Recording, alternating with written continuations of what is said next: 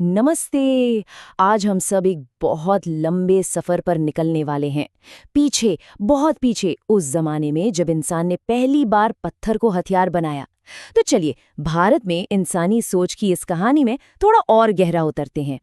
तो सबसे बड़ा सवाल यही है, मतलब एक ऐसी कहानी कैसे सुनाई जाए जो लाखों साल पुरानी हो, और वो भी तब जब लिखने पढ़ने का कोई सिस्टम ही नहीं था। इसका जवाब जमीन के नीचे दबे राजों में छिपा है। तो पहले एक बेसिक सा फर्क समझ लेते हैं। देखिए, प्री हिस्ट्री यानी प्रागैतिहासिक काल वो जमाना है जब कोई लिखी हुई बात, कोई रिकॉर्ड नहीं मिलता। तो आज की जो हमारी पूरी कहानी है ना, वो किताबों से नहीं बल्कि आर्कियोलॉजी मतलब खुदाई में मिली पुरानी चीजों से बनी है। तो ठीक है, सफर शुरू करते हैं। सबसे पहले चलते हैं इंसानी इतिहास के सबसे पहले और सच कहूं तो सबसे लंबे चैप्टर में, जिसे पुरा पाषाण काल या ओल्ड स्टोन एज कहते हैं। जरा इस टाइमलाइन पर एक नजर डालिए, आपको अंदाजा लगेगा कि ये पूरा पाषाण काल कितना कितना लंबा था। ये वो दौर था जिसे प्लीस्टोन युग कहते हैं। मतलब एक ऐसा टाइम जब धरती का एक बहुत बड़ा हिस्सा बर्फ की मोटी चादर से ढका हुआ था। अरे हाँ, वही जिसे हम सब आइस एज या हिमयुग के नाम से जानते हैं। तो उस जमाने में जिंदगी कैसी थी? खैर, शुरुआती इंसान शिकारी थे, खाना बदोश थे, गुफाओं में रहते थे। लेकिन उनकी सबसे सबसे बड़ी खोज थी आग पर कंट्रोल करना। सोचिए, आग ने उन्हें सिर्फ ठंड और जंगली जानवरों से ही नहीं बचाया, बल्कि इसने खाना पकाने का तरीका भी सिखा दिया। ये एक पूरा गेम चेंजर। तो आइस एज खत्म हुआ, दुनिया धीरे धीरे गर्म होने लगी, और बदलते मौसम के साथ इंसानों को भी बदलना पड़ा। उन्हें नए तरीके खोजने पड़े, नए आविष्कार करने पड़े।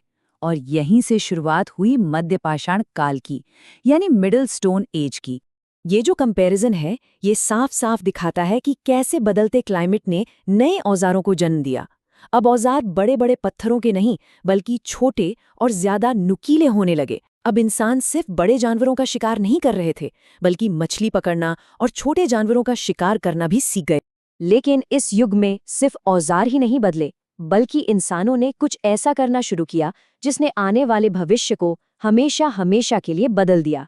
और वो था जानवरों को पालतू बनाना।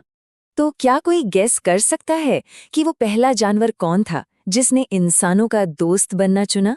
ये एक ऐसी साझेदारी थी जो आज तक कायम है। जी हाँ, वो था कुत्ता। जानवरों को पालने के जो सबसे पुराने सबूत हैं, वो हमें राजस्थान के बागौर और मध्य प्रदेश के आदमगढ़ जैसी जगहों पर मिलते हैं। ये इंसान और जानवर के रिश्ते की एक बिल्कुल नई शुरुआत थी। और अब हम आते हैं स्टोन एज के क्लाइमैक्स पर। एक ऐसा दौर जिसने इंसान के जीने का तरीका ही बदल दिया। ये बदलाव इतना बड़ा था, इतना बड़ा कि इसे नवपाषाण क्रांति या नियोलिथिक रेवोल्यूशन कहते हैं। इसको एक चेन रिएक्शन की तरह समझिए। बस एक आइडिया, खेती का आइडिया, और फिर देखिए एक के बाद एक कैसे बदलाव आए। इसी एक सोच ने इंसान को घुमंतू से एक जगह बसने वाला बना दिया। और इस क्रांति के सबूत पूरे भारत में बिखरे पड़े हैं। मेहरगढ़ में हमें गेहूं और जौ की खेती के सबसे पहले सबूत मिलते हैं। कोल्डी हवा में सबसे पुराने चावल के। और कश्मीर के बुर्जो होम में तो लोग जमीन के नीचे गड्ढे बनाकर रहते थे। सोचिए, कड़ाके की ठंड से बचने का क्या कमाल का तरीका निकाला था। तो ठीक है, इंसान ने पत्थर पर तो मास्टरी कर ली थी, लेकिन अब एक नई खोज होने वाली थी, पत्थर से भी कहीं ज्यादा मजबूत, और वो थी धातु यानी मेटल। जरा एक पल रुक कर सोचिए, ये खोज इंसानी इतिहास का एक टर्निंग पॉइंट थी। इसने औजार, हथियार, समाज सब कुछ हमेशा के लिए बदल कर रख दिया। ये था तांबा, कॉपर। ये वो पहला मेटल था जिसे इंसानों ने खोजा और इस्तेमाल करना सीखा। और यहीं से शुरू हुआ ताम्रपाषाण काल, एक ऐसा दौर जब इंसान पत्थर के साथ साथ पहली बार मेटल का भी इस्तेमाल कर रहा था। अब ये जो इतनी बड़ी कहानी है, इसको थोड़ा और करीब से समझने के लिए चलो एक खास इलाके पर जूम इन करते हैं। देखते हैं कि ये सारे दौर जमीन पर असल में कैसे दिखते थे। हम बात कर रहे हैं बिहार की, जिसकी धरती के नीचे इतिहास की न जाने कितनी परतें दबी हुई हैं। मुंगेर का पैसरा हमें पुरापाषाण काल में ले जाता है, तो सारण का चिरांद हमें नवपाषाण और ताम्रपाषाण काल की बस्तियों के सबूत दिखाता है। मतलब ये इलाका हमेशा से ही इंसानी एक्टिविटी का एक हॉटस्पॉट रहा है। लेकिन इस इलाके की सबसे खास बात क्या है?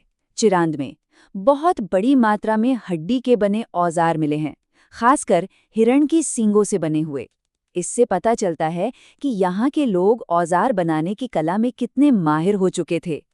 असल में चिरांद में हड्डी के औजारों का जो खजाना मिला है ना, वो इतना बड़ा है कि पूरे भारत में इसकी टक्कर का सिर्फ एक ही और साइट है, कश्मीर का बुर्ज होम। और यही बात चिरांद को इंडिया के प्री हिस्टोरिक मैप पर एक बहुत बहुत खास जगह देती है।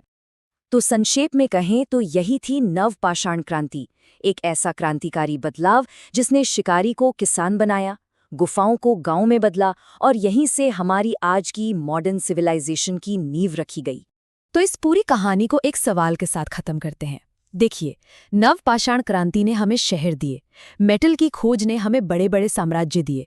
तो सवाल ये है कि हमारी अगली बड़ी खोज हमें क्या देगी?